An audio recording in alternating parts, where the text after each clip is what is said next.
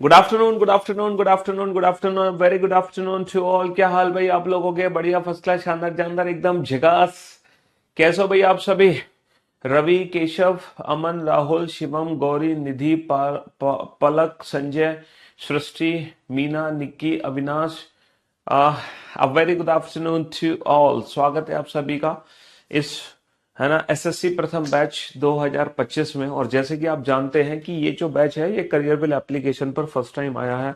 SSC प्रथम batch, जहां सारे के सारे महारथी मिलकर आपको आपके एक एग्जाम की तैयारी कराएंगे। और इस बैच का नाम है एसएससी प्रथम बैच। लिखा तो एसएससी है, बट एसएससी के साथ साथ जो भी रेलवे का, है ना, सिलेबस है वो भी इस बैच में कवर हो जाता है। टीचिंग का भी हो जाता है, डिफेंस भी हो जाता है ना, और सी सेट यूपीएससी का भी सिलेबस कवर हो जाता है। अगर हम बात करें रीजनिंग की, तो रीजनिंग में बेटा, है ना, हर एग्जाम का सिलेबस यहाँ पे कवर होगा। और ये लाइव प्लस बीओडी बैचेस हैं। और जैसे कि आप जानते हैं ये बैच 3 या 4 दिन पहले शुरू हो चुका था। तो इस बैच में अगर मैं रीजनिंग की बात करूं तो भैया, रीजनिंग की सबसे पहले हमने एक बेसिक इंट्रोडक्शन क्लास ली थी। उसके बाद हमने एक चैप्टर स्टार्ट किया, दैट वाज अल्फाबेटिकल सीरीज। और अल्फाबेटिकल सीरीज की 2 लेक्चर्स हो चुके हैं। तो टोटल कुल मिला के 3 क्लासेस, है ना, टोटल, है ना, टोटल 3 क्लासेस इस टॉपिक की हो चुकी हैं। क्या एप्लीकेशन पर ये क्लास लाइव नहीं हुई है? हाँ, एप्लीकेशन पे क्लास लाइव नहीं हुई भाई। यूट्यूब चैनल पे तो क्लास लाइव हो चुकी है, बट क्या एप्लीकेशन पे क्लास लाइव नहीं है? हाँ जी, एक बार एप्लीकेशन पर चेक करना, शायद एप्लीकेशन पे क्लास लाइव नहीं है। यूट्यूब पर तो लाइव हो गई। प्राइवेट, हाँ, दोनों की हो गई, वो ब्रॉडकास्टिंग भी हो गई है। एप्लीकेशन में क्लास नहीं चल रही है। हाँ, यूट्यूब चैनल पे क्लास लाइव है फिलहाल, बट एप्लीकेशन पे नहीं चल रही है ना। Just wait. फिर बच्चे कमेंट क्यों कर रहे हैं, why class is not playing? हाँ, क्या चीज?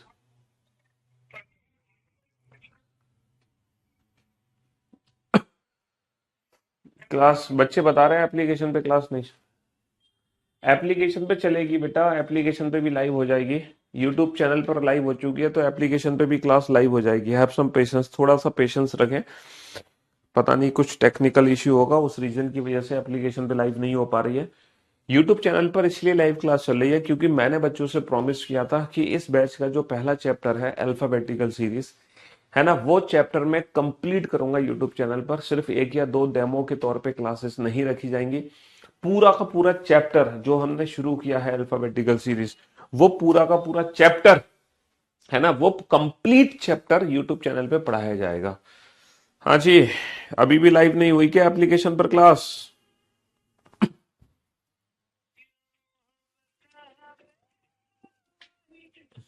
सर एप्लीकेशन पर नहीं चल रही है क्लास, करा रहे हैं। 6 9, चलो अभी करवा रहे हैं एप्लीकेशन पे लाइव। सर मेरे रीजनिंग में 45 प्लस नहीं आते हैं, 45 प्लस ही आते हैं, बट पता नहीं क्यों टाइम मोक में 32। अरे यार उसकी चिंता मत करो। हेलो, क्या दिक्कत हो रही है? क्या दिक्कत थी? यार ऐसा मत किया करो, नया बैच है। हाँ, एप्लीकेशन वाले बच्चे एग्जिट करें और दोबारा से क्लास को चालू करें।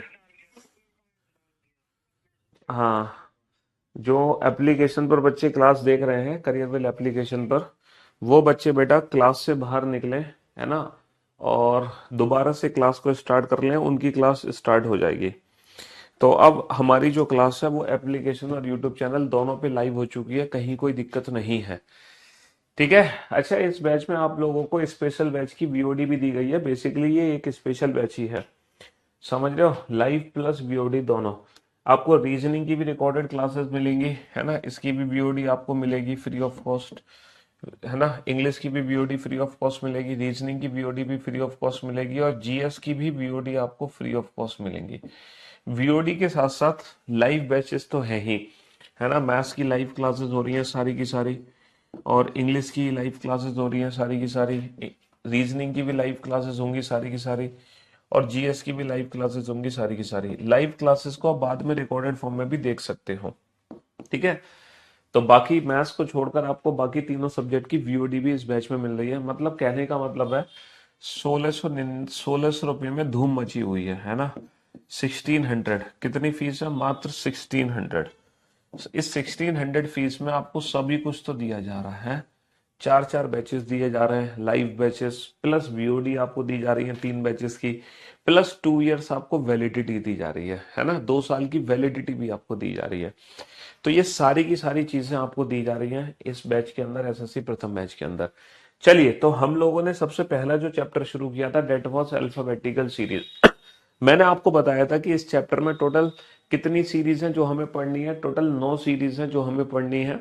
बेसिकली है तो 8 ही, लेकिन जो 9वीं सीरीज है वो आप लोगों का टेस्ट है, वो मिसलेनियस क्वेश्चंस होंगे, है ना। जी हाँ, सबसे पहले हमने इस चैप्टर में नॉर्मल अल्फाबेटिकल सीरीज शुरू करी है। कौन सी सीरीज शुरू करी है बेटा? Normal alphabetical series. अच्छा, इस सीरीज को सॉल्व करने की मैंने आपको पहले तो बेसिक कॉन्सेप्ट बताए थे, है ना। मैंने आपको ना बेसिक कॉन्सेप्ट्स बताए थे इस सीरीज को सॉल्व करने के लिए।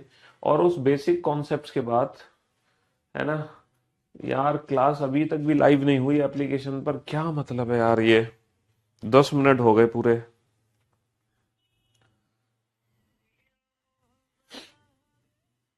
भाई क्या चक्कर है, अभी भी क्लास लाइव नहीं हुई एप्लीकेशन पर?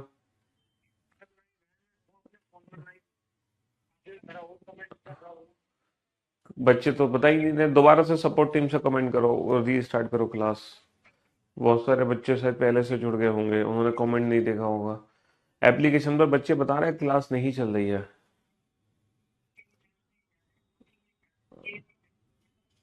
हेलो। यार ये चीजें मत करो, ढंग से चेक करो। मैं ये फोन ही थोड़ी करता रहूंगा बीच क्लास में से बार बार बार बार। हेलो।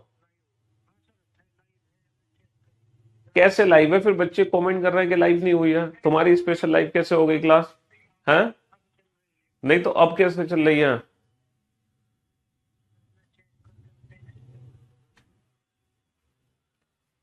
हाँ जी। चलिए, पता नहीं क्या टेक्निकल इश्यू आ रहा है, भगवान जाने। चलिए, तो बाकी सब गाने छोड़ते हैं, एप्लीकेशन पे भी लाइव हो जाएगी। फिलहाल यूट्यूब चैनल पे लाइव है, तो एप्लीकेशन पे लाइव नहीं हो पा रही तो आप यूट्यूब चैनल पे आ जाओ फटाफट से, है ना। तो मेरे दोस्तों, मेरे भाइयों, मेरे जिगर के टुकड़ों, मैं आपको क्या समझाना चाह रहा था कि हमने सबसे पहली सीरीज स्टार्ट करी है, that was normal alphabetical series. अच्छा, इस सीरीज को सॉल्व करने की मैंने आपको पहले तो बेसिक कंसेप्ट बताया था कि बेसिक कॉन्सेप्ट क्या होता है। जैसे हम जाते हैं ना बाएं से दाएं या दाएं से बाएं, है ना, पोजीशन सेम आने पर माइनस करते हैं हम, डिफरेंट आने पर प्लस कर रहे हैं, है ना। पोजीशन सेम आने पर माइनस, डिफरेंट आने पर प्लस। इंग्लिश वाले बच्चे लास्ट वाली पोजीशन से आंसर दे रहे हैं, और हिंदी वाले बच्चे जो हैं वो पहली वाली पोजीशन से आंसर दे रहे हैं, है ना। बात समझ रहे हो ना। पोजीशन सेम आने पर माइनस, डिफरेंट आने पर प्लस। इंग्लिश वाले बच्चे लास्ट वाली पोजीशन को पिक करते हैं, हिंदी वाले बच्चे पहले वाली पोजीशन को पिक करते हैं। अच्छा, कभी आपने सोचा पोजीशन सेम आने पर माइनस ही क्यों करते हैं, डिफरेंट आने पर प्लस क्यों करते हैं? देखो, इसको मैं थोड़ा सा प्रैक्टिकली समझाने की कोशिश करता हूं कि पोजीशन सेम, जैसे आप कभी भूल जाओ, अगर मान लो कभी ये ट्रिक भूल जाओ कि सर सेम आने पर क्या था, डिफरेंट आने पर क्या था, तो इस ट्रिक को याद कैसे किया जाएगा? आप बेटा प्रैक्टिकली सोचना। अगर मैं आपसे कहूं बाएं से 10वें के बाएं 10वां, बाएं से 10वें के बाएं 5वां, है ना, इस वाले सेंटेंस को ध्यान से पढ़ो, है ना। इस सेंटेंस को ध्यान से पढ़ो। Fifth to the fifth to the fifth to the left of fifth to the left of 10th from the left hand. इस सेंटेंस को ध्यान से पढ़ो, है ना। कोई भी चीज ना रटने की जरूरत नहीं होती है, समझने की जरूरत होती है।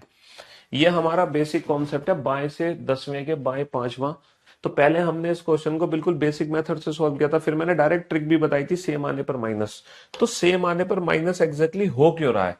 देखो, जब हम अंग्रेजी वर्णमाला में बोलते हैं ना बाएं से 10वें के बाएं 5वां, तो अंग्रेजी वर्णमाला में बायां छोर ये होता है ना, दायां छोर ये। अंग्रेजी वर्णमाला का बायां दायां हमारे अकॉर्डिंग होगा, जो हमारा बायां वो इसका बायां, जो हमारा दायां वो इसका दायां, जो हमारा राइट हैंड होगा वो इसका राइट हैंड, जो हमारा लेफ्ट हैंड होगा वो इसका लेफ्ट हैंड। तो जब हम कहते हैं ना बाएं से 10वें के बाएं 5वां, तो इसका प्रैक्टिकली मीनिंग क्या है? देखो, बाएं से 10वें, तो पहले हम बाएं से 10 चल रहे हैं, तो भैया बाएं से 10वें, फिर इसके बाएं 5वां आना है, और इसका बायां हमारा बायां। तो बाएं से 10वें के बाएं 5वां, तो जब बाएं 5वां जाते हैं तो हम रिवर्स हो जाते हैं। समझ रहे हो? तो बाएं से 10वें के जब बाएं पांचवा जाते हैं तो हम रिवर्स हो जाते हैं, बाएं से 10वें के बाएं पांचवा, है ना। Fifth to the left of किसके, fifth to the left of tenth from the left hand. तो पहले हम tenth from the left hand count करेंगे, देन आफ्टर उसके फिफ्थ टू द लेफ्ट हो जाएंगे। तो जब पोजीशन सेम हो रही है, पोजीशन सेम हो रही है तो हम रिवर्स चले जा रहे हैं। ऐसा ही सेम सेंटेंस जब हम बोलते हैं ना दाएं से 10वें के दाएं पांचवा, तो बेटा दाएं से 10वें, है ना, दाएं से 10वें के दाएं पांचवा, इसका दाया हमारा दाया, तो दाएं से 10वें के दाएं पांचवा, तो ये भी बेटा पोजीशन रिवर्स हो जा रही है। तो जब बाएं से 10वें के बाएं पांचवा बोले या दाएं से 10वें के दाएं पांचवा बोले, तो हम क्या कर रहे हैं, घट रहे हैं, है ना, पोजीशन डिक्रीज हो रही है। इसीलिए इसीलिए मैंने आपसे कहा था कि हमारी जो ट्रिक है वो क्या है कि पोजीशन सेम आने पर हमेशा माइनस होगा। अच्छा, डिफरेंट आने पर प्लस क्यों होता है? जैसे कि अगर मैं आपसे बोलूं, है ना, जैसे कि अगर मैं आपसे बोलूं बाएं से पांचवें के दाएं तीसरा, ठीक है, डिफरेंट आने पर प्लस क्यों हो रहा है? Third to the right of fifth from the left hand, third to the right of fifth from the left hand. हाँ जी। अब मैं आपसे कहता हूं बाएं से पांचवें के दाएं तीसरा चलो, अंग्रेजी वर्णमाला ये है, तो भैया बाएं से पांचवें के दाएं तीसरा, बायां छोर है, बाएं से पांचवें, तो बाएं से पांचवें चलोगे। अब इसके दाई तरफ चलना, तो भैया इसका दाया हमारा दाया। अब बेटा पोजीशन बढ़ गई या घट गई? सर पोजीशन बढ़ गई। यहाँ पे पोजीशन माइनस हो रही थी लेकिन यहाँ पे पोजीशन बढ़ गई, है ना। Third to the right of किसके, third to the right of fifth from the left hand, तो पहले fifth from the left hand, then after इसके थर्ड टू द राइट। तो इसीलिए हम हमेशा बोलते हैं कि पोजीशन सेम आने पर माइनस होता है और पोजीशन डिफरेंट आने पर क्या होगा, प्लस होगा। अब आपको बेहतर तरीके से समझ आ गया होगा। अब आप इस ट्रिक को इन फ्यूचर भूल भी नहीं सकते, भूल सकते हो, अब नहीं भूल सकते आप। एप्लीकेशन पर हो सकता है कुछ इश्यू होगा, इसीलिए इसीलिए एप्लीकेशन पर क्लास नहीं चल रही होगी, ठीक है। तो पोजीशन सेम आने पर माइनस, डिफरेंट आने पर प्लस। वैसे तो एप्लीकेशन पे मेरे ख्याल से क्लास चल चुकी है। स्टार्टिंग में थोड़ी सी दिक्कत थी, जिन बच्चों ने जल्दी से क्लास एंटर कर ली थी उन बच्चों की शायद क्लास नहीं चल पा रही थी, बट एप्लीकेशन पे अब क्लास चल रही है ना। हाँ जी, आज का क्लास 13 मिनट लेट हो गया है, ओपन नहीं हो रही थी एप्लीकेशन, मुझे पता कुछ टेक्निकल एरर था, बट अब कोई एरर नहीं है। इसीलिए मैं थोड़ा सा क्विक रिवीजन करवा रहा था, जो भी कुछ हमने पिछले 2 दिनों में पढ़ा, मैंने कुछ अभी तक नया नहीं पढ़ाया, सिर्फ रिवीजन करवाया आपका, आपको ये कंसेप्ट समझाया है कि क्यों हम पोजीशन सेम आने पर माइनस करते हैं और डिफरेंट आने पर प्लस करते हैं। अच्छा, इंग्लिश वाले बच्चे कहाँ से आंसर देते हैं? लास्ट वाली पोजीशन से। और हिंदी वाले बच्चे आंसर देते हैं पहले वाली पोजीशन से। ये तो हमारी ट्रिक थी, लेकिन इस ट्रिक को यूज करने से पहले मैंने आपको ना अल्फाबेट के प्लेस की प्रैक्टिस कराई थी। और ये बताओ किस किस बच्चे को अल्फाबेट के प्लेस की प्रैक्टिस हो गई थी, है? अल्फाबेट के प्लेस की प्रैक्टिस मैंने एक होमवर्क दिया था आप लोगों को, ये होमवर्क आप लोगों ने कर लिया होगा, क्यों भाई? बहुत सारे ऐसे लेटर्स हैं जिनका प्लेस उनके अंदर ही छुपा हुआ होता है, अगर उन लेटर्स को ध्यान से देखा जाए तो। जैसे कि G7, H 8 की शेप देता है, I हमें 9 की शेप दे रहा है, M 3 से 13, W 3 से 23, है ना, R 18 की शेप दे रहा है हमें, किंग्स 11 पंजाब, T20 मैच। तो बहुत सारे ऐसे अल्फाबेट है जिनका प्लेस उनके अंदर ही छुपा हुआ है, और कुछ ऐसे लेटर्स थे जिनकी प्रैक्टिस हमने इजोटी से कर ली थी, ठीक है। इसके बाद मैंने आप लोगों को ना राइट हैंड से भी प्रैक्टिस करा दी थी, कल कल की क्लास में कराई थी ना, हाँ। कल मैंने आप लोगों को ना अपोजिट अल्फाबेट की भी प्रैक्टिस कराई थी, और मैंने आपको बोला था कि डेली रात को सोने से पहले, है ना, वो मेडिसिन आप लोगों को लेनी थी। तो भैया आप लोगों ने वो मेडिसिन ली कि नहीं ली? हाँ, कौन सी medicine? AZBY C6, AZBY C6, DDU, E evening, F4, GGT road, H high school, I Indian railway, J jungle queen, K Kanpur, L love, M man. AZBY C6, DDU, E evening, F4, GGT road, H high school, I Indian railway, J jungle queen, K Kanpur, L love, M man. और इस opposite letter की practice का फायदा यह था कि अंग्रेजी वर्णमाला में हम दोनों एंड से काउंटिंग कर सकते हैं, हम लेफ्ट हैंड से भी काउंटिंग कर सकते हैं और राइट हैंड से भी काउंटिंग कर सकते हैं, ठीक है। फिर इसके बाद मैंने कल आप लोगों को ना लेफ्ट हैंड से नेगेटिव वैल्यूज को काउंट करना सिखाया था कि लेफ्ट हैंड से नेगेटिव वैल्यूज को कैसे काउंट करते हैं, और लेफ्ट हैंड से मोर देन 26 को कैसे करते हैं। फिर मैंने आपको बताया कि राइट हैंड से नेगेटिव को कैसे करते हैं और राइट हैंड से मोर देन 26 को कैसे करते हैं। तो कल हमने बहुत सारी चीजें सीखी थी, है ना, बहुत सारी टाइप्स की काउंटिंग कल हम लोगों ने सीख ली थी, है ना। ये सारी काउंटिंग देखो, ये थी लेफ्ट हैंड से नेगेटिव, ये थी लेफ्ट हैंड से मोर देन 26। डायरेक्ट ट्रिक क्या थी बेटा, लेफ्ट हैंड से मोर देन 26 26 से भाग करके रिमाइंडर निकाल दो। लेफ्ट हैंड से नेगेटिव की डायरेक्ट ट्रिक क्या थी, जितना माइनस है उसको 26 में से ही घटा दो, ठीक है। मोर देन 26 26 से भाग करके रिमाइंडर निकाल दो। फिर राइट हैंड से नेगेटिव की डायरेक्ट ट्रिक क्या थी बेटा, जो भी नंबर है उससे एक ज्यादा आंसर होगा, -5 है तो छठा अक्षर ही हमारा आंसर होगा। और राइट हैंड से मोर देन 26 की ट्रिक क्या थी, 26 से भाग करके रिमाइंडर निकाल दो, जो बचा वही आंसर है बट उसका उल्टा, क्योंकि ये राइट हैंड से है। तो ये सारी काउंटिंग हमारी कल हो चुकी थी, है ना। लेफ्ट हैंड से नॉर्मल, राइट हैंड से नॉर्मल, लेफ्ट हैंड से नेगेटिव, लेफ्ट हैंड से मोर देन 26, राइट हैंड से नेगेटिव, राइट हैंड से मोर देन 26। और मैं उम्मीद करता हूं किसी भी बच्चे को इन 6 टाइप की काउंटिंग में दिक्कत नहीं होगी। जिस बच्चे ने कल का लेक्चर नहीं देखा, प्लीज वो कल का लेक्चर जरूर देख ले, है ना। वो कल का लेक्चर जरूर देख ले। अगर आप कल का लेक्चर नहीं देखोगे तो बेटा ये जो काउंटिंग है ना, ये आप समझ नहीं पाओगे। और ये काउंटिंग समझना आपके लिए बेहद जरूरी है, क्योंकि अगर आप कोडिंग डिकोडिंग चैप्टर सॉल्व करोगे ना, तो कोडिंग डिकोडिंग चैप्टर के लिए अगर आप ये चीज नहीं जानते हो, है ना, अगर आपको ये चीजें नहीं पता, तो कोडिंग डिकोडिंग चैप्टर आपसे कभी सॉल्व नहीं होगा, या फिर हो तो जाएगा लेकिन बहुत टाइम वेस्ट होने के बाद, है ना। चलिए साहब, तो आज हम आगे बढ़ते हैं। और जैसे कि मैंने आपसे कहा था कि कल जो भी क्लास थी वो बिल्कुल बेसिक कॉन्सेप्ट की क्लास थी, सारी चीजें कल हमने सीखी थी, लेकिन आज हम क्या करेंगे, आज हम करेंगे प्रैक्टिस। और आज हम सारे क्वेश्चंस के आंसर देंगे विदाउट पेन एंड पेपर, है ना। आज हम सारे क्वेश्चंस के आंसर देंगे विदाउट पेन एंड पेपर, है ना।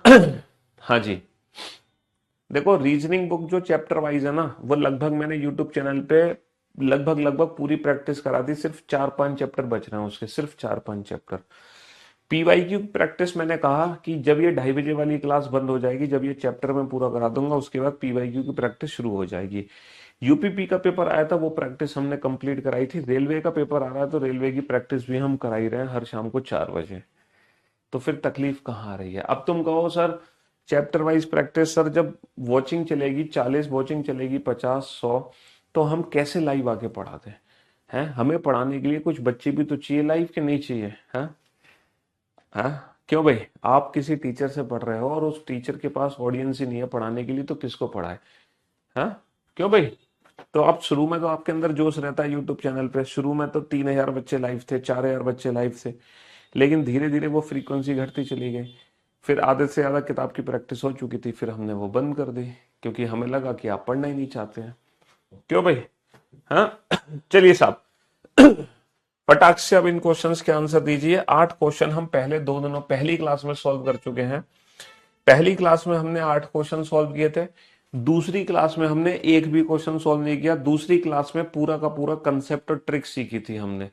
सेकंड क्लास में हमने सिर्फ और सिर्फ काउंटिंग सीखी है, इसके अलावा कुछ नहीं सीखा। और आज थर्ड क्लास में उसी काउंटिंग की मदद से, उसी काउंटिंग की हेल्प से हम प्रैक्टिस करेंगे। और आज तीसरी क्लास में हम उसी काउंटिंग की हेल्प से हम क्या करेंगे, प्रैक्टिस करेंगे। चलिए साहब, फटाफट से प्रैक्टिस कीजिए। Question number 9 without pen and paper answer आना चाहिए। क्वेश्चन नंबर 9 का without pen and paper answer आना चाहिए। क्वेश्चन नंबर 10 का। और दोनों आंसर एक साथ, एक साथ देने, एक साथ, एक एक करके आंसर मत देना, दोनों आंसर एक साथ देने हैं।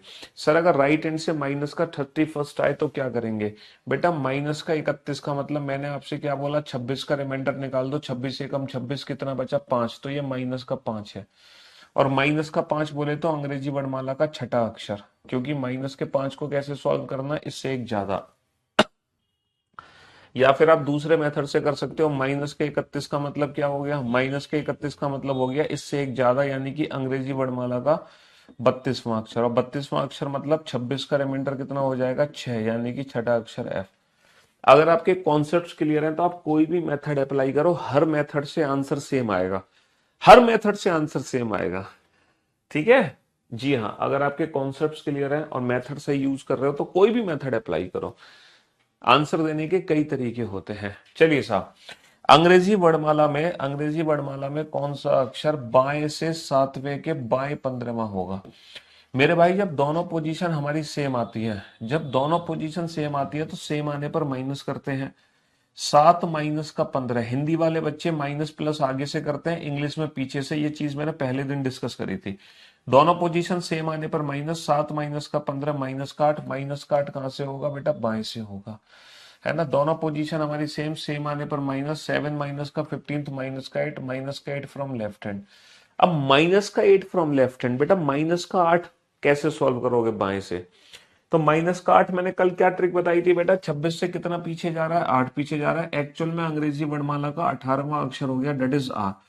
तो जो चीजें आपने कल सीखी ना, उसका रिवीजन आज हो जाएगा। जो काउंटिंग आपने कल सीखी थी उसका रिवीजन बेटा आज की क्लास में हो जाएगा।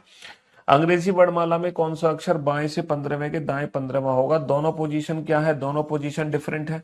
बाबू जब दोनों पोजीशन डिफरेंट आती है तो हम क्या करते हैं? प्लस करते हैं। 15 और 15 30। अच्छा 30वां अक्षर कहां से होगा? 30वां अक्षर बाएं से होगा। Which letter will be 15th to the right of 15th from the left hand, है ना। तो दोनों पोजीशन डिफरेंट डिफरेंट आने पर plus 15 30th 30th from which hand? Left hand. तो कल मैंने आपको कैसे सिखाया था कि बाएं से 30वां अक्षर क्या होगा? सर 26 का रिमाइंडर निकाल दो, 26 से भाग करो, कितना रिमाइंडर बचेगा? 4। तो ये अंग्रेजी वर्णमाला का चौथा अक्षर हो गया, डेट इज डी। अंग्रेजी वर्णमाला का चौथा अक्षर हो गया, that is D. D is the right answer. बहुत बढ़िया। R and D. पहले क्वेश्चन का आंसर हो गया आर, दूसरे क्वेश्चन का आंसर हो गया डी।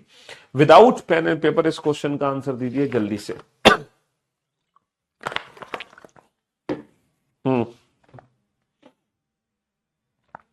फटाफट से आंसर दो इस। Without pen and paper answer देना जल्दी से।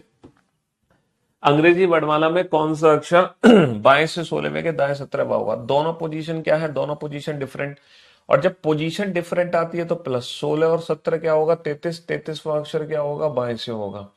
यहां पर दोनों पोजीशन डिफरेंट डिफरेंट आने पर plus 16 plus 17 33 33 from which end? Left hand. अब बेटा बाएं से 33, 33 का मतलब 26 का रिमाइंडर, कितना रिमाइंडर है? 7। अंग्रेजी वर्णमाला का 7वां अक्षर क्या होता है? जी। सर आपको कैसे पता जी होता है? ये प्रैक्टिस हम पहले दिन कर चुके हैं, पहली क्लास में कर चुके हैं। पीवाई की प्रैक्टिस बेटा जब 2:30 वाली क्लास बंद होगी तब शुरू हो जाएगी। क्यों परेशान हो रहे हो? हाँ जी, लेकिन लाइव वॉचिंग ऐसा नहीं होनी चाहिए 150 50 100। इसलिए बंद हो गई थी क्योंकि लाइव वॉचिंग तुम्हारी पहुंच गई थी मिनिमम 350, इसीलिए हमने वो बंद कर दी थी पीवाई की प्रैक्टिस। अंग्रेजी वर्णमाला में कौन सा अक्षर दाएं से 5वें के दाएं 15वां? जब तुम पढ़ने वाले नहीं हो तो पढ़ाने वाला कौन होगा? दाएं से 5वें के दाएं 15वां, दोनों पोजीशन सेम, सेम आने पर माइनस 5 माइनस का 15। 5 माइनस का 15 होगा माइनस का 10। माइनस का 10 बोले तो बेटा दाएं से, माइनस का 10 बोले तो दाएं से। Which letter will be 15th to the right of 5th from the right hand? Both are same, same आने पर माइनस 5 माइनस का 15 माइनस का 10th, माइनस का 10th फ्रॉम राइट हैंड। बेटा कल क्या ट्रिक बताई थी मैंने माइनस के 10th की? कल क्या ट्रिक बताई थी? सर दाएं से अगर माइनस का 10 है तो आंसर इससे एक ज्यादा होगा, 10 से ज्यादा 11। तो अंग्रेजी वर्णमाला का 11वां अक्षर आ गया किंग्स 11 पंजाब। अंग्रेजी वर्णमाला का 11वां अक्षर आ गया किंग्स 11 पंजाब, है ना। बहुत बढ़िया। तो जो चीजें कल आपने सीखी थी काउंटिंग, वो आपकी आज मदद कर रही है ना। यही तो आपने कल सारी काउंटिंग सीखी थी, तो आज आपको हेल्प मिल रही है। नहीं, फटाक से इन दोनों क्वेश्चन का आंसर दो जल्दी से। Come on. 9 वाला सवाल रिपीट कर दो, 9 वाला सवाल रिपीट कर देते हैं साहब। दोनों पोजीशन सेम है, सेम आने पर माइनस 7 माइनस का 15 माइनस का 8। माइनस का 8 कहां से होगा? बाएं से। अंग्रेजी वर्णमाला का माइनस का 8 मतलब 26 से कितना पीछे गया? 8। एक्चुअल में 18वां अक्षर हो गया, डेट इज आर। ठीक है। और अगर आपका पहला दिन है आज तो मैं यही रिक्वेस्ट करूंगा आपसे कि इस टॉपिक के, है ना, 2 लेक्चर्स ऑलरेडी कंप्लीट हो चुके हैं, तो पहले आप वो 2 लेक्चर देखो, तब आज का लेक्चर देखने में अल्टीमेट मजा आएगा। किसी भी चीज को सीखने के लिए ना सीक्वेंस से पढ़ना बहुत जरूरी होता है। भले ही आप पहले से कितने भी इंटेलिजेंट क्यों ना सही, इट डजेंट मैटर, लेकिन अगर आप सीक्वेंस से चलोगे तो एक अल्टीमेट लेवल का मजा आएगा उस चैप्टर को पढ़ने में और उस चैप्टर को सीखने में, है ना। अंग्रेजी वर्णमाला में कौन सा अक्षर दाएं से चौथे के दाएं 7वां होगा? दाएं से चौथे के दाएं 7वां। भैया यहाँ पर दोनों पोजीशन क्या है? पोजीशन सेम, सेम आने पर माइनस 4 माइनस का 7 माइनस का 3। माइनस का 3 कहां से होगा? दाएं से। इंग्लिश वाले बच्चे कैसे सॉल्व करेंगे? Which letter will be 7 to the right of 4th from the right hand? दोनों पोजीशन सेम, सेम आने पर माइनस 4 माइनस का 7 माइनस का 3। माइनस का 3 from which and? Right hand. इसकी ट्रिक मैंने आपको कल क्या बताई थी, -3 का मतलब अंग्रेजी वर्णमाला का चौथा अक्षर होगा, और अंग्रेजी वर्णमाला का चौथा अक्षर क्या होता है, डी। -3 से एक ज्यादा। हाँ जी, नेक्स्ट क्वेश्चन। अंग्रेजी वर्णमाला में कौन सा अक्षर दाएं से 10वें के बाएं 20वां होगा? जब हमारी दोनों पोजीशन सेम होती हैं तो हम माइनस कर रहे होते हैं, और जब दोनों पोजीशन डिफरेंट होती हैं तो हम क्या करते हैं, प्लस करते हैं। 10 और 20 30, 30वां अक्षर कहां से होगा, दाएं से होगा, है ना। Which letter will be 20th to the left of 10th from the right hand? दोनों पोजीशन हमारी डिफरेंट है, सेम आने पर तो माइनस कर देते हैं, पोजीशन डिफरेंट आने पर plus. 10 + 20 30th, 30th from which and, right hand. अब दाएं से 30वां अक्षर कौन सा होगा बाबू, तो 30 का मतलब 26 का रिमाइंडर, यानी कि चौथा अक्षर चाहिए। लेकिन चौथा अक्षर डी आंसर नहीं दे सकते हम भैया 30 का मतलब 4 होता है, 30 का मतलब 4 ही है, तो ये अंग्रेजी वर्णमाला का चौथा अक्षर है, डेट इज डी। लेकिन हम डी आंसर नहीं दे सकते। क्यों नहीं दे सकते, क्योंकि ये दाएं से चौथा है।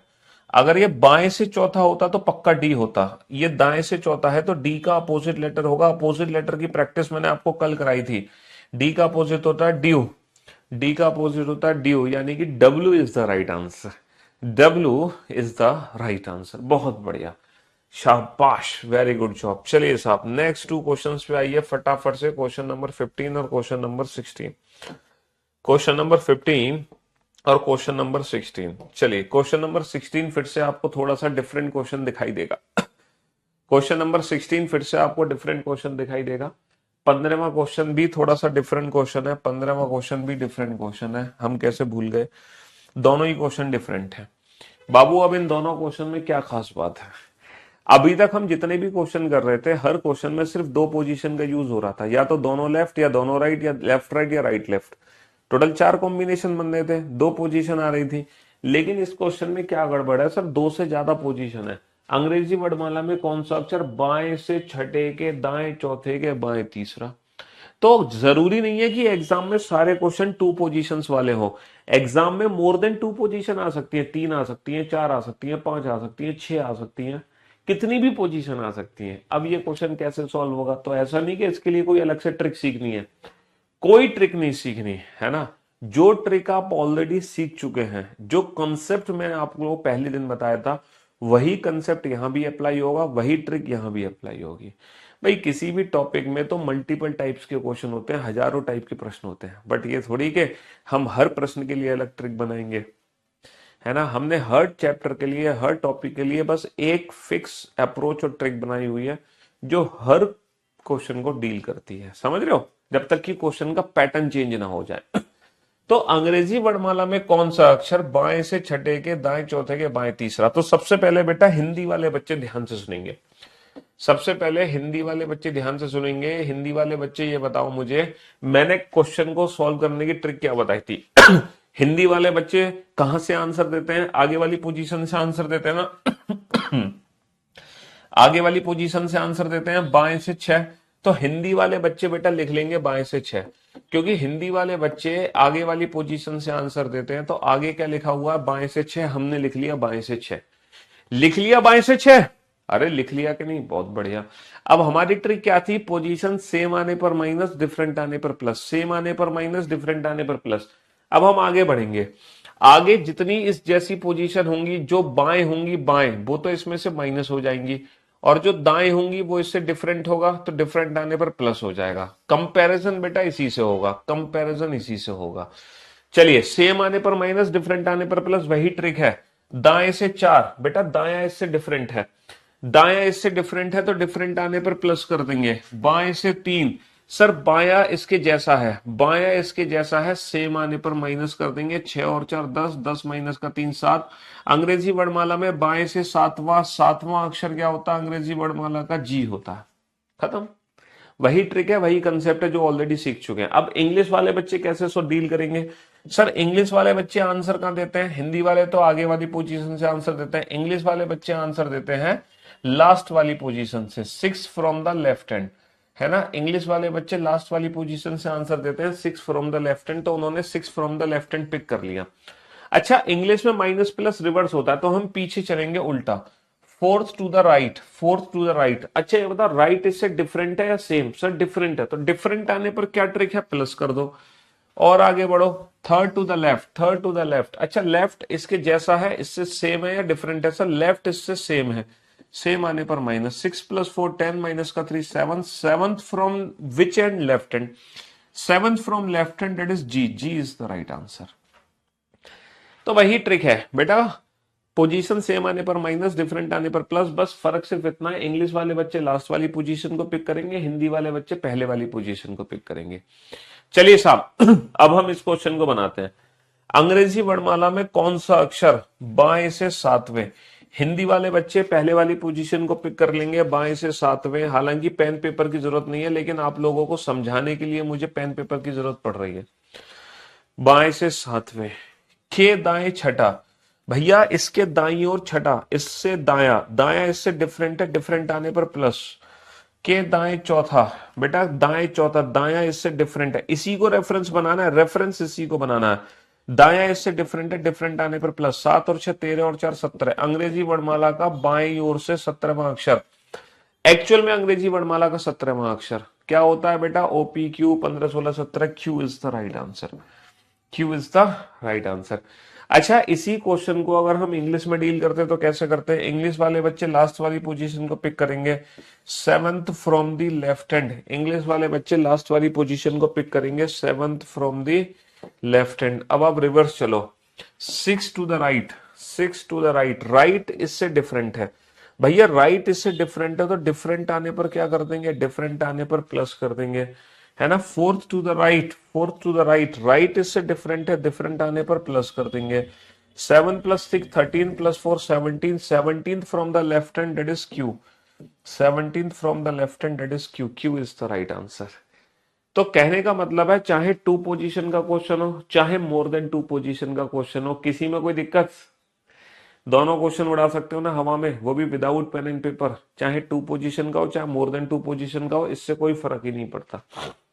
जैसे कि अगर मैं एक बहुत बड़ा सा क्वेश्चन लिखूं, अंग्रेजी वर्णमाला में कौन सा अक्षर बाएं से, बाएं से, बाएं से 15वें के, बाएं से 15वें के, बाएं 5वें के, बाएं 5वें के, बाएं तीसरे के, बाएं तीसरे के, बाएं दूसरे के, बाएं दूसरे के, दाएं, बाएं दूसरे के, दाएं चौथे के, दाएं चौथे के, दाएं पांचवा। इस क्वेश्चन का आंसर देना बेटा विदाउट पेन एंड पेपर, मुझे पेन पेपर की आवश्यकता नहीं है बिना पेन पेपर के आंसर देना, बिना pen. Which letter will be fifth to the right of, which letter will be fifth to the right of, fourth to the right of, second to the left of, third to the left of, fifth to the left of, 15th from the left hand, 15th from the left hand। Without pen and paper answer दो, without pen and paper तो देखो without pen and paper answer क्या आएगा? बाएं से 15। तो हिंदी वाले बच्चे आगे वाली पोजीशन को पिक कर लेते हैं, बाएं से 15। अब जितने भी बाएं होंगे वो माइनस हो जाएंगे, दाएं आने पर प्लस। बाएं से 15वें के बाएं पांचवा, बायां इससे जैसा है तो 15 माइनस का 5 10, बायां इसके जैसा है 10 माइनस का 3 7, बायां इसके जैसा है 7 माइनस का 2 5, दाएं से डिफरेंट है 5 और 4 9, दाएं से डिफरेंट है 9 और 5 14। तो 14वां अक्षर बाएं से, 14वां अक्षर बाएं से क्या होगा? N, N is the right answer. अगर आप इस क्वेश्चन को बेसिक कॉन्सेप्ट से सॉल्व करोगे ना, तो मैं यकीनन कह सकता हूं कि आपका आंसर आ ही नहीं सकता 1 या 2 मिनट से पहले।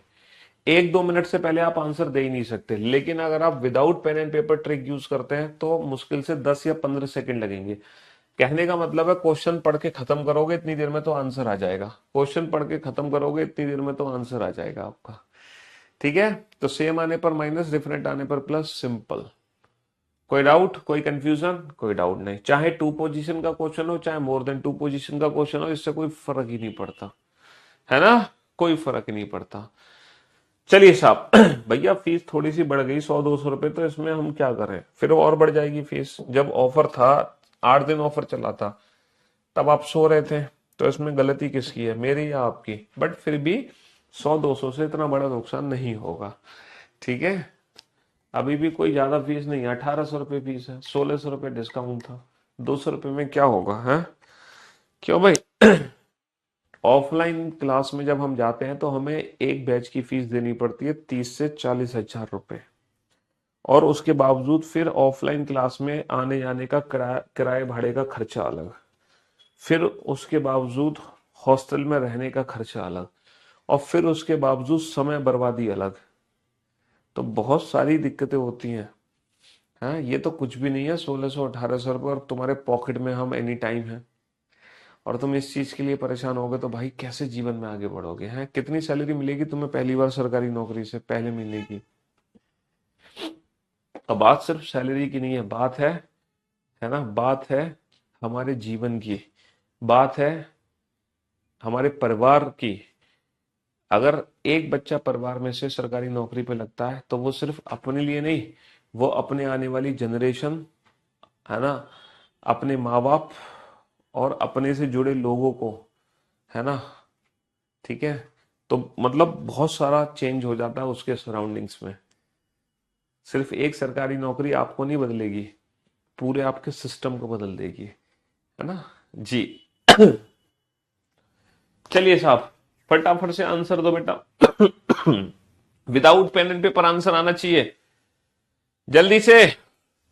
अंग्रेजी वर्णमाला में कौन सा अक्षर, देखो अंग्रेजी वर्णमाला में, बात अंग्रेजी वर्णमाला की हो रही है, अंग्रेजी वर्णमाला यानी कि A to Z, कौन सा अक्षर बाएं से छठे के, देखो बाएं से छठे, तो हम जानते हैं कि हिंदी वाले बच्चे आगे वाली पोजीशन को ही पकड़ेंगे, बाएं से छठे। अब हम आगे बढ़ते हैं, दाएं से पांचवा, दाया इससे डिफरेंट है, डिफरेंट आने पर प्लस कर देंगे। दाएं से चौथा, दाया इससे डिफरेंट है, डिफरेंट आने पर प्लस कर देंगे। बाएं से तीसरा, बाया इससे जैसा है सेम आने पर माइनस।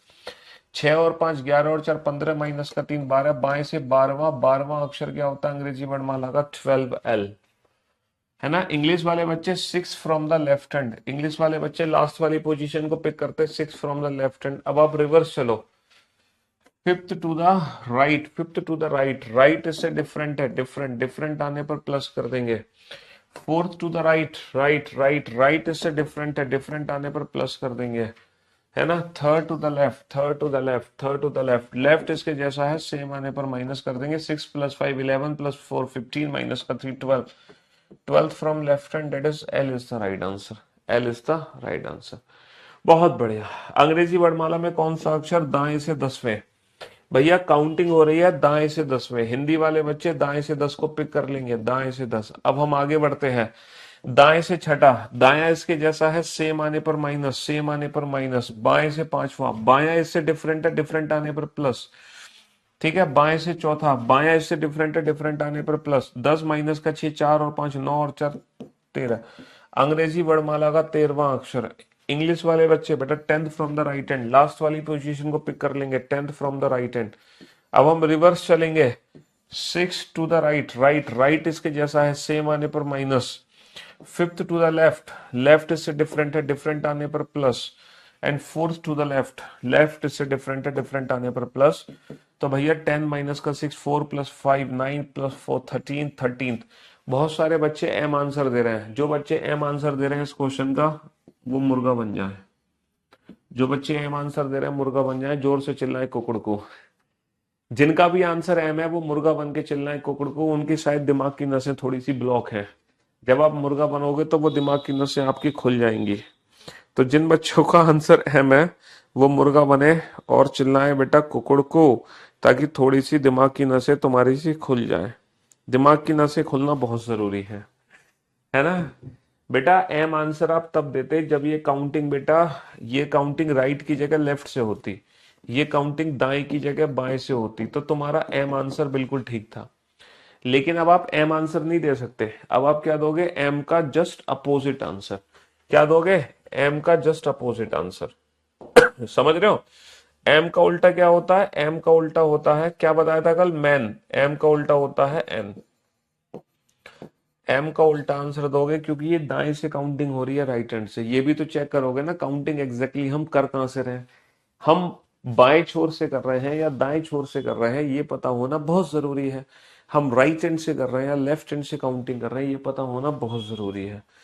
चलिए साहब, अब ये क्वेश्चन ध्यान से देखो, अभी तक बेटा तुमने 18 क्वेश्चन बनाए, 18 के 18 क्वेश्चन सेम पैटर्न को फॉलो कर रहे थे। 18th के 18th क्वेश्चन सेम पैटर्न को फॉलो कर रहे थे, एक भी क्वेश्चन ऐसा नहीं था जो डिफरेंट पैटर्न को फॉलो कर रहा था। 18 क्वेश्चंस जो हमने अभी तक सॉल्व किए हैं, ये 18 के 18 क्वेश्चन एक ही पैटर्न को फॉलो कर रहे थे, सेम पैटर्न को। और हर क्वेश्चन में हम क्या कर रहे थे, पोजीशन सेम आने पर माइनस, डिफरेंट आने पर प्लस, चाहे वो 2 पोजीशन का क्वेश्चन हो, चाहे वो मोर देन 2 पोजीशन का क्वेश्चन हो, इससे फर्क ही नहीं पड़ता। बस सेम आने पर माइनस, डिफरेंट आने पर प्लस, इंग्लिश वाले बच्चे लास्ट से आंसर, हिंदी वाले बच्चे पहले वाली पोजीशन से आंसर।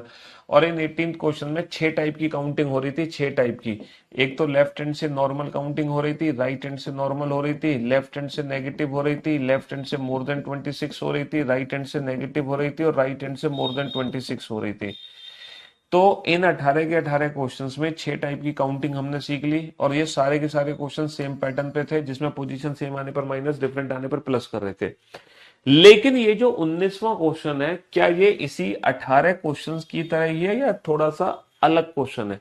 क्या यहां से डिफरेंट पैटर्न शुरू होने जा रहा है, या ये वही 18 में शामिल होगा क्वेश्चन? ये बताओ। क्वेश्चन नंबर 19वां, अंग्रेजी वर्णमाला में, अंग्रेजी वर्णमाला में कौन सा अक्षर, कोई एक अक्षर काउंट करना है, यहां भी हम कोई एक अक्षर काउंट कर रहे थे।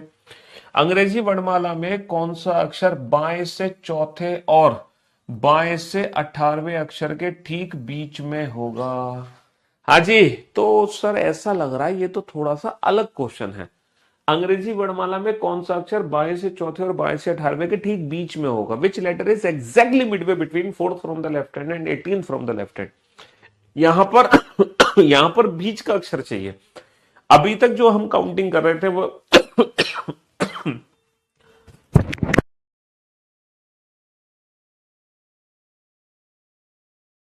Sorry, excuse me.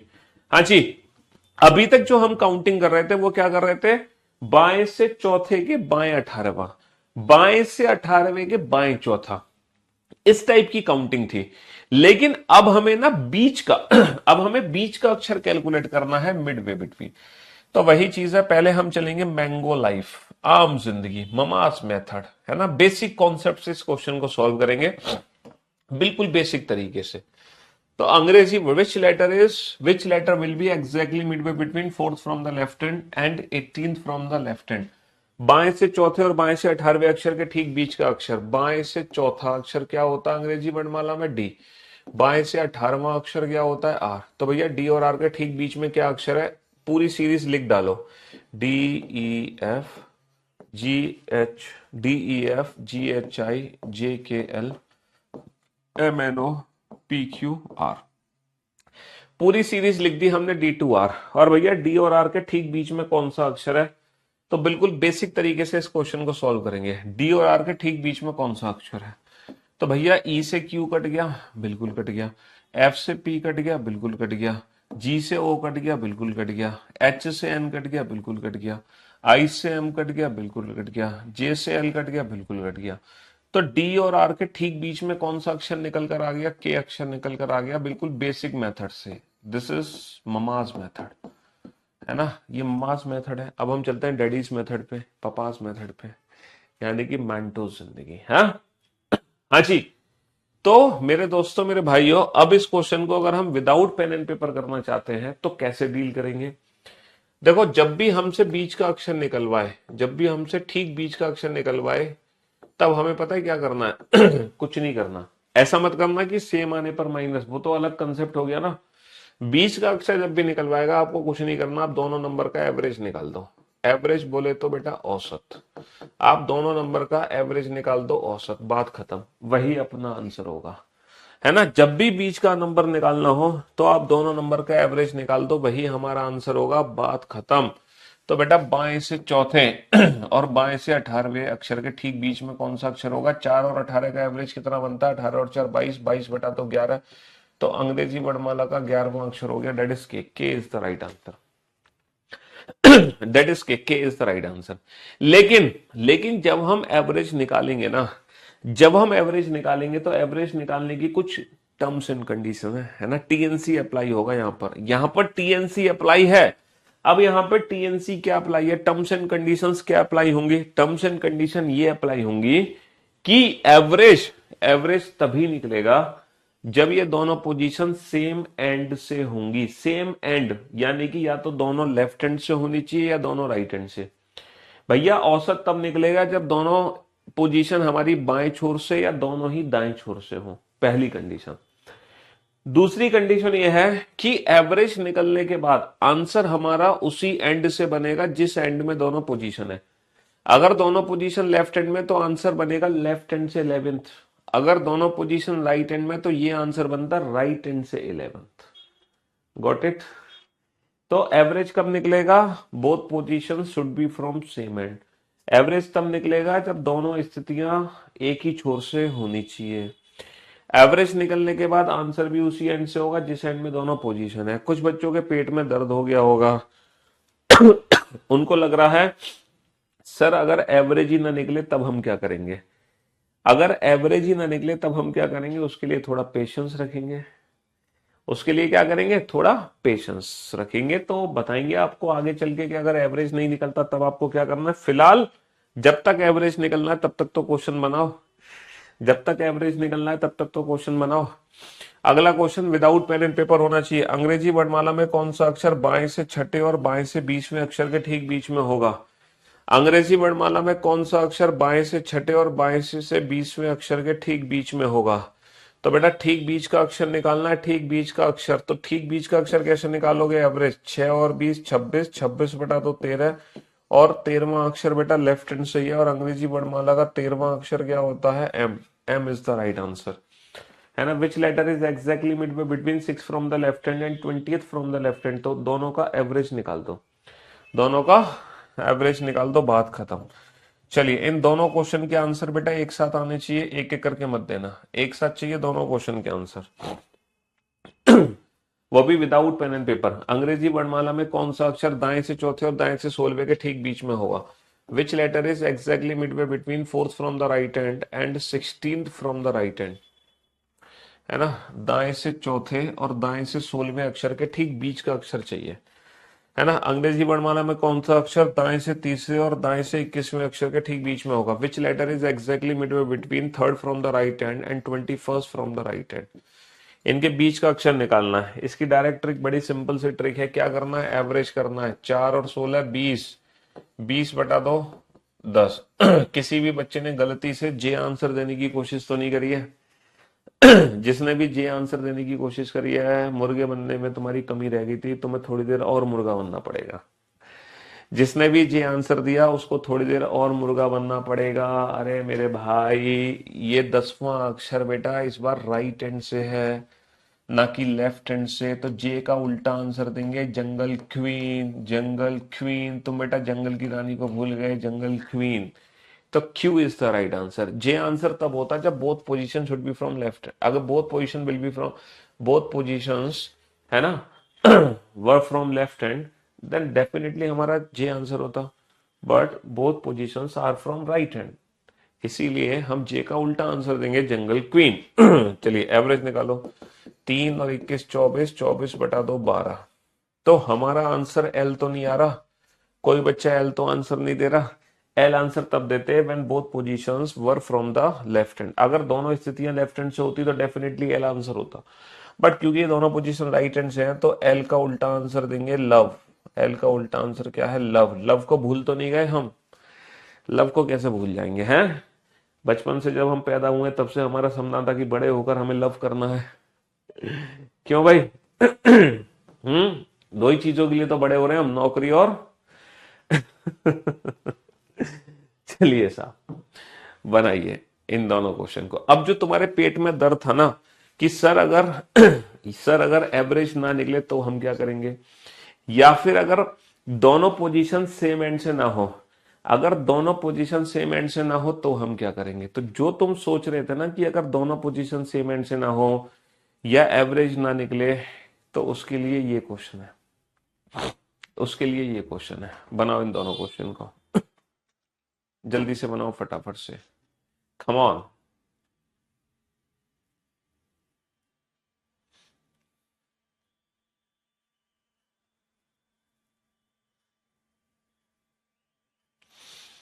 हाँ जी, अंग्रेजी वर्णमाला में कौन सा अक्षर बाएं से तीसरे और दाएं से चौथे अक्षर के ठीक बीच में होगा? Which letter is exactly midway between which letter is exactly midway between third from the left hand and fourth from the right hand? तो भैया दिमाग लगाओ और एवरेज निकालो। मैंने आपसे कहा था एवरेज कब निकलेगा? When both positions should be from left, मतलब सेम एंड। अगर दोनों स्थितियां समान है तभी एवरेज निकलेगा, बट स्थिति तो समान है नहीं। तो क्या दिक्कत है? समान नहीं है तो समान कर नहीं सकते हो तुम। जो अंग्रेजी वर्णमाला में पीछे से चौथा है, क्या उसकी पोजीशन तुम आगे से नहीं पता लगा सकते? ये तो मैंने कंसेप्ट आपको परसों ही सिखा दिया था कि जो अंग्रेजी वर्णमाला में पीछे से चौथा है वो आगे से कितना दूर होगा? टोटल 26 अक्षर है, पोजीशन इंटरचेंज करने के लिए एक ज्यादा में से घटाते हैं। ये ट्रिक तो मैं आपको पहले दिन ही सिखा चुका हूं, पहले दिन सिखाई थी ना, 27 माइनस का 4। तो जो पीछे से चौथा है वो आगे से 23वां अक्षर होगा, है ना? और वैसे भी बेटा डी का उल्टा डी, डब्ल्यू लेटर, और डब्ल्यू का प्लेस कितना होता है? डब्ल्यू का प्लेस 23 ही तो होता है। अब एवरेज निकालो, 3 और 23 26, 26 बटा दो 13, 13वां अक्षर कहां से? लेफ्ट हैंड से, डेट इज एम। तो कहने का मतलब है अगर दोनों पोजीशन सेम एंड से नहीं है, अगर दोनों पोजीशन सेम एंड में नहीं है तो सेम एंड में कन्वर्ट कर लो।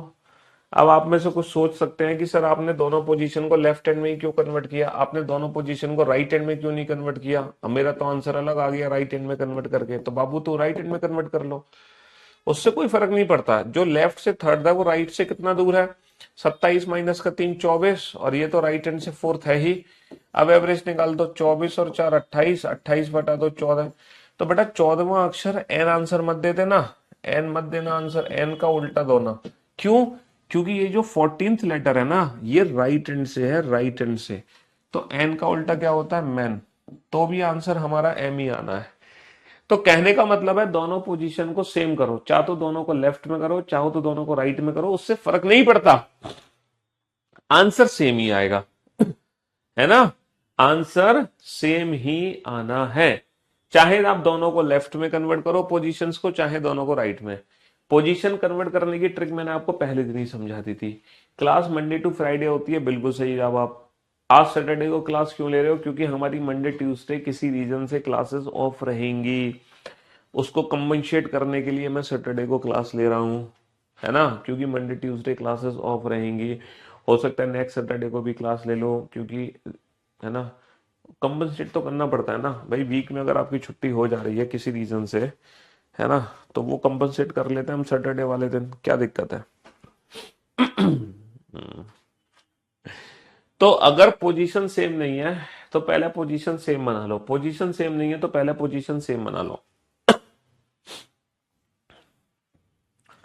बता तो दिया बेटा, जो अंग्रेजी वर्णमाला में पीछे से चौथा है वो आगे से 23वां है, क्योंकि पोजीशन इंटरचेंज करने के लिए ना टोटल +1 में से घटाते हैं। टोटल 26 लेटर है तो 27 में से घटा देंगे। चलिए साहब अगला क्वेश्चन बनाते हैं। अंग्रेजी वर्णमाला में कौन सा अक्षर बाएं से चौथे और दाएं से पांचवें अक्षर के ठीक बीच का अक्षर चाहिए? Which letter is exactly midway between fourth from the left hand and fifth from the right hand? इन दोनों के ठीक बीच में कौन सा अक्षर होगा? बीच का अक्षर तब निकलेगा when both position should be from left hand. तो बेटा दोनों पोजीशन को लेफ्ट हैंड में कन्वर्ट कर लो। ये लेफ्ट हैंड से फोर्थ है, जो अंग्रेजी वर्णमाला में पीछे से पांचवा होता है वो आगे से कितना दूर है? 27 माइनस का 5 22। अगर तुम ऐसे नहीं समझ पा रहे हो तो उसको गोली मारो।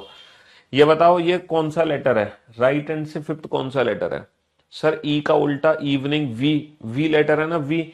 और वी का जो प्लेस होता है वो कितना होता है? वी का प्लेस होता है 22। अब एवरेज निकाल दो। तो भैया 4 और 22 26, 26 बटा दो कितना होगा? 13। और अंग्रेजी वर्णमाला का 13वां अक्षर कहां से? लेफ्ट हैंड से, that is M. M is the right answer. कुछ बच्चों का डाउट अभी भी दूर नहीं हुआ, वो कह रहे हैं सर ये बताओ एवरेज ही ना निकले तब हम क्या करेंगे? पता नहीं क्या बता रहे हो सर, एवरेज निकल गया, यहाँ भी एवरेज निकल गया, सर यहाँ भी एवरेज निकल गया, यहाँ भी निकल गया। मेरा डाउट है सर जब एवरेज ही ना निकले तब हम क्या करेंगे? तो भैया तुम्हारा डाउट यहाँ दूर हो जाएगा, क्यों परेशान हो रहे हो? सारे डाउट्स दूर होंगे, तुम्हारा डाउट यहाँ दूर हो जाएगा, इस क्वेश्चन में दूर हो जाएगा। बनाओ ये क्वेश्चन बनाओ। अंग्रेजी वर्णमाला में कौन सा अक्षर बाएं से तीसरे और बाएं से 18वें अक्षर के ठीक बीच में होगा? Which letter is exactly midway between third from the left hand and 18 from the left hand? बाएं से तीसरे और बाएं से 18वें अक्षर के ठीक बीच का अक्षर चाहिए। तो बताओ। जे, के, JNK नन। ठीक है, मैं ऑप्शंस आपको दूंगा, आपको ना बेस्ट ऑप्शन चूज करना है। एक चीज याद रखना, रीजनिंग में जब तक हम बेस्ट ऑप्शन चूज नहीं करेंगे, रीजनिंग में जब तक हम बेस्ट ऑप्शन चूज नहीं करेंगे तब तक सिलेक्शन हमारा नहीं होगा, है ना। तो रीजनिंग में ना बेस्ट ऑप्शन चूज करना हमें आना चाहिए। जब तक हम बेस्ट ऑप्शन चूज नहीं करेंगे तब तक सिलेक्शन होने की कोई उम्मीद नहीं है। बेस्ट, क्योंकि रीजनिंग में ना मल्टीपल आंसर्स होते हैं क्वेश्चंस के तो आखिरकार डिपेंडेंसी हो जाती है ऑप्शन पे, है ना। मल्टीपल आंसर्स होते हैं तो ऑप्शंस हम क्या यूज कर रहे हैं, है ना, वो बहुत मायने रखता है। ऑप्शंस हम क्या यूज कर रहे हैं वो मायने रखता है। ठीक है, ऑप्शंस हम क्या यूज कर रहे हैं वो मायने रखता है।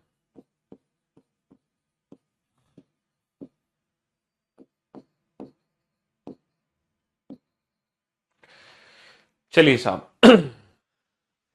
विच letter is exactly midway between third from the left hand and 18 from the left hand. बाएं से तीसरे और बाएं से 18वें अक्षर के ठीक बीच में कौन सा अक्षर होगा। ठीक बीच का अक्षर चाहिए भैया, बीच का अक्षर, बाएं से तीसरे और बाएं से 18वें। तो बाएं से तीसरे और बाएं से 18वें, हमने कहा एवरेज निकाल दो, तो 3 और 18 21, 21/2 कितना हो गया 10.5।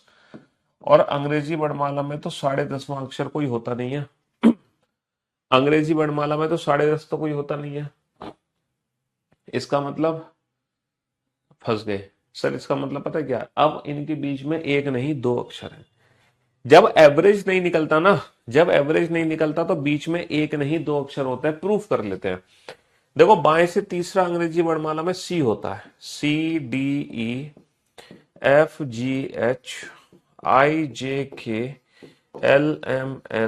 LMNOPQR।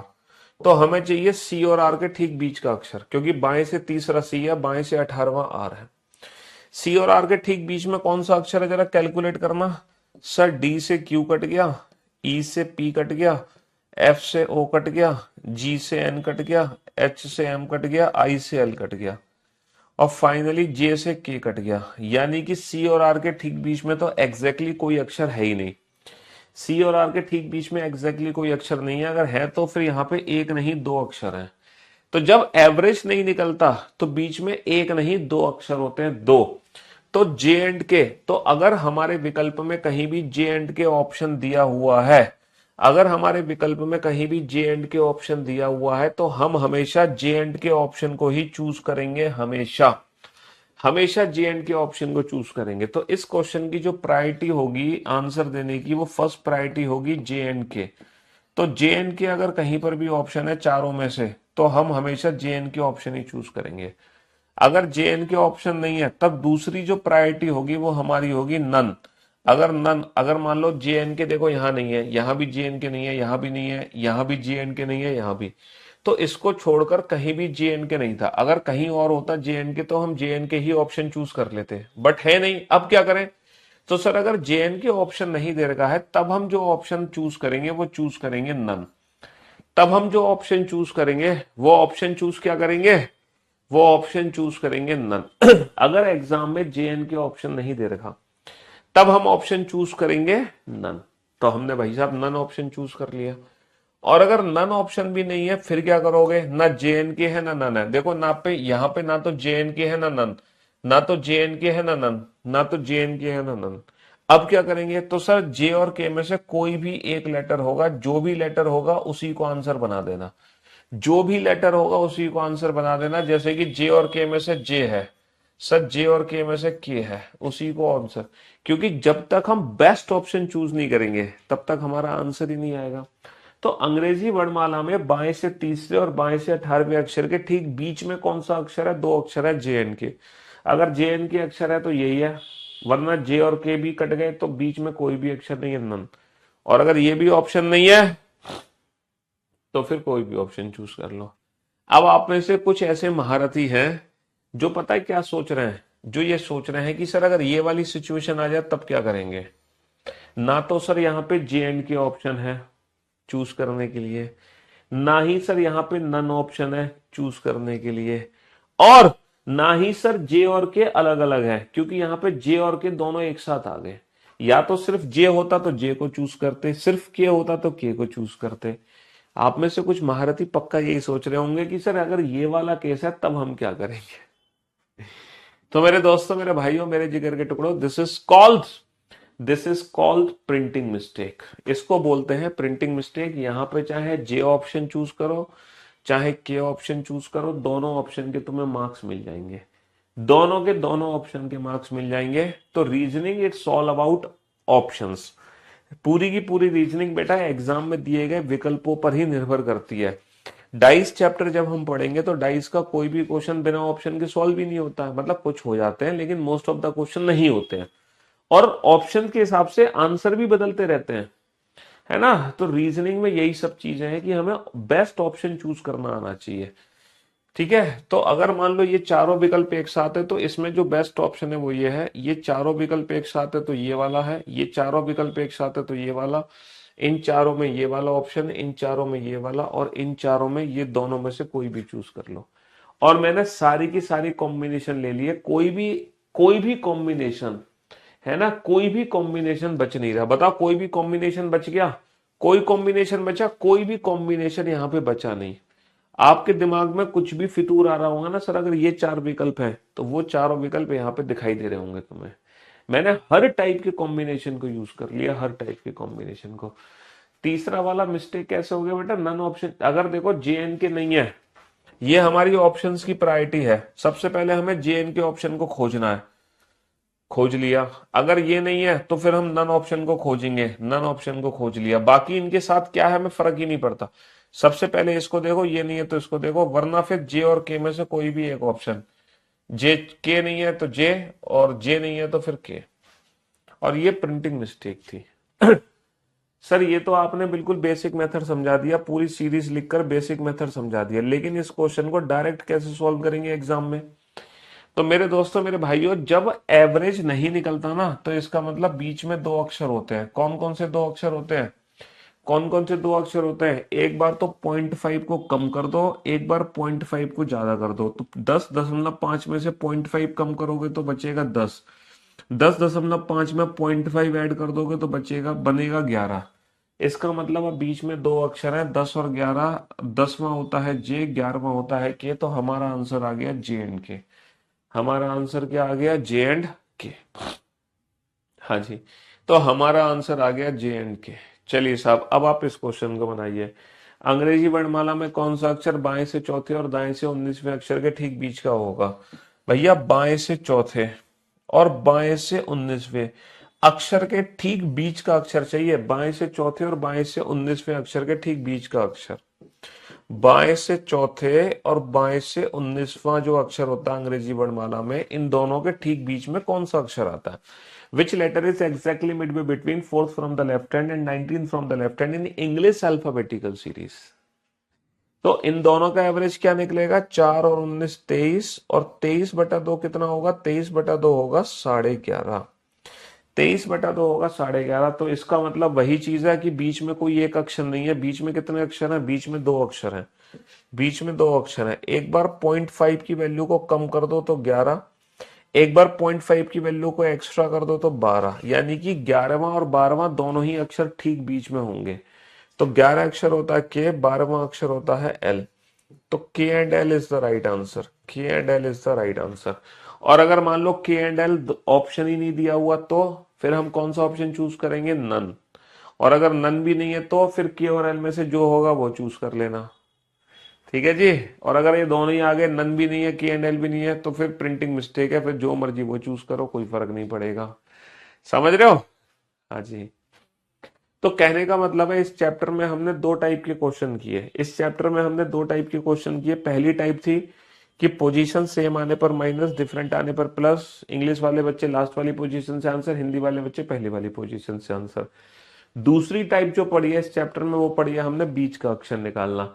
बीच का अक्षर कैसे निकालते हैं, एवरेज से। एवरेज तब निकलेगा जब दोनों पोजीशन सेम एंड से होनी चाहिए। एवरेज निकलने के बाद आंसर भी वहीं से होगा जिसमें दोनों पोजीशन है हमारी। अगर एवरेज नहीं निकलता इसका मतलब बीच में एक नहीं, बीच में दो अक्षर हैं। समझ रहे हो, बीच में एक नहीं, बीच में दो अक्षर हैं। देखो हमारी जो रीजनिंग की बुक है मार्केट में वो ये बुक है। ये जो बुक है ना हमारी, ये बिल्कुल ऐसी बुक है, मतलब ये तो वर्ल्ड फेमस किताब है, दुनिया का हर बच्चा जानता है, दुनिया के हर कोने में ये किताब अवेलेबल है। इस बुक की जो लिंक है मेरे यूट्यूब चैनल पे दी हुई है, रीजनिंग बाई पीयूष पार्थ ने, जो हमारा यूट्यूब चैनल है जिसपे आप अभी लाइव भी हैं, इसी में सारी लिंक्स अवेलेबल हैं इन बुक्स की, है ना। बुक स्केप की लिंक से ले लोगे तो वहां सस्ती किताब पड़ेगी, बुक स्केप, ठीक है, यहां से लोगे तो बुक स्केप की लिंक से। इसकी लिंक यूट्यूब चैनल पर है। ये जो है ना ये 2023 है, देखो ये जो बुक लॉन्च करी गई थी ये 2021 में लॉन्च करी गई थी। 21 के बाद ये बुक अपडेट हुई 2022 में। 2022 के बाद ये किताब अपडेट हुई 2023 में। तो 3 बार ये किताब अपडेट हुई। इसके बाद इसकी अपडेशन की जरूरत नहीं पड़ी, तो 2024 में कोई इस किताब का अपडेटेड वर्जन नहीं आया। अब जो आएगा अपडेटेड वर्जन वो सीधा 2025 में आएगा, है ना। लेकिन 2025 में लगभग लगभग, है ना, फरवरी के बाद आएगा, फरवरी के बाद, अभी नहीं आएगा। तो अभी की अगर हम बात करें तो अभी के एग्जाम्स के लिए ये ऑलरेडी अप टू डेट किताब है। अभी के एग्जाम्स के लिए अप टू डेट है। इसमें कंप्लीट थ्योरी है प्लस एक्सरसाइज है, और एक्सरसाइज में ढेर सारे क्वेश्चंस है। पूरी थ्योरी मतलब जो ट्रिक्स मैं क्लास में बता रहा हूं ना, जो ट्रिक्स मैं बता रहा हूँ, जो चीजें मैं आपको लिखा रहा हूँ, ये सब कुछ इस किताब में एज इट इज लिखा गया है वर्ड बाय वर्ड। प्लस इसमें एक्सरसाइज है, एक्सरसाइज में ढेर सारे क्वेश्चंस हैं, और हर एक्सरसाइज का सोल्यूशन भी है। और इसका वीडियो सोल्यूशन भी हमारे यूट्यूब चैनल पे अवेलेबल है, जिसमें आधे से ज्यादा चैप्टर मैंने, मतलब लगभग 70% सिलेबस वीडियो सॉल्व करा दिया है एक्सरसाइज का। ये सिर्फ उन बच्चों के लिए है जो बैंकिंग के अलावा अपने जीवन में कुछ भी नहीं करना चाहते। ठीक है, ये हमारी पीवाईक्यू की प्रैक्टिस सेट्स हैं, जिसमें प्रीवियस ईयर क्वेश्चन मैंने लिए हैं 2018 से 2024 तक। जैसे चैप्टर वाइज प्रैक्टिस है, जैसे कोडिंग डिकोडिंग के सारे पिछले 4 साल के मैंने 400 क्वेश्चन उठा के इसमें डाल दिए। होता क्या है, जब हम इस बुक से क्वेश्चन लगाते हैं, कहीं और से भी क्वेश्चन लगाते हैं, तो वो कॉन्फिडेंस नहीं आता जब तक हम पीवाईक्यू ना लगा रहे हैं। तो वो पीवाईक्यू के क्वेश्चन हम यहाँ से लगा सकते हैं। हार्ड कॉपी इसी पे अवेलेबल है। पीडीएफ चाहते हो तो इस किताब की पीडीएफ बिल्कुल फ्री मिल जाएगी आपको, है ना। कहाँ मिलेगी? हमारे टेलीग्राम चैनल पे, रीजनिंग, है ना, टेलीग्राम चैनल की लिंक हमारे यूट्यूब चैनल के डिस्क्रिप्शन में दी हुई है। तो इसकी, इस किताब की, पूरी किताब की पीडीएफ बिल्कुल फ्री ऑफ कॉस्ट में आप ले सकते हो टेलीग्राम चैनल से, ठीक है। हाँ जी, बाकी बाकी जब भी ये चैप्टर खत्म होगा ना, जैसे ये अल्फाबेटिकल सीरीज चैप्टर खत्म होगा, तो चैप्टर के खत्म होते ही मैं आपको 2 सेट दूंगा। एक तो मैं पीवाईक्यू सेट दूंगा, एक मैं दूंगा आपको प्रैक्टिस सेट। तो चैप्टर खत्म होने के बाद आप उन दोनों सेट्स को लगा लेना, ठीक है, आपका बेड़ा पार हो जाएगा। वो दोनों फ्री ऑफ कॉस्ट ही मिलेंगे आपको, ऑब्वियस सी बात है। पहले, सबसे पहले मैंने क्लास क्वेश्चन का एक सेट दिया है आपको, जिसमें आपको सारे क्वेश्चन दिख रहे होंगे। ये ऑलरेडी पीडीएफ में आपको शेयर कर चुका हूँ, वही क्वेश्चन मैं क्लास में करा रहा हूँ। दूसरा, चैप्टर खत्म होने के बाद प्रैक्टिस सेट मिल जाएगा अलग से क्वेश्चंस का। तीसरा, पीवाईक्यू सेट मिल जाएगा अलग से क्वेश्चन का। तो ये 3 चीजें हैं जो आपको रीजनिंग में, ठीक है, मास्टर बनने से और रीजनिंग में बेहतर बनने से, ठीक है, आपकी बहुत मदद करेंगी, और आपको कोई नहीं रोक सकता जब आपने तीनों चीजें लगा ली तो, ठीक है। जी हाँ, रिकॉर्डेड बैच एप्लीकेशन पे शो नहीं कर रहा है, यही तो, इसी में तो रिकॉर्डिंग क्लास मिलेंगी, वीओडी, वीओडी इसी बैच में है। तो भैया आज सैटरडे था, हालांकि सैटरडे को हमारी क्लास होती नहीं है, फिर भी हमने ले ली क्योंकि मंडे ट्यूसडे आप लोगों की क्लास ऑफ है। अब जो क्लास होगी ये सीधा होगी वेडनेसडे को। अब हमारी मुलाकात सीधा वेडनेसडे को होगी। Till then goodbye, love you guys, love you all, take care, शुक्रिया, thank you so much, love you all.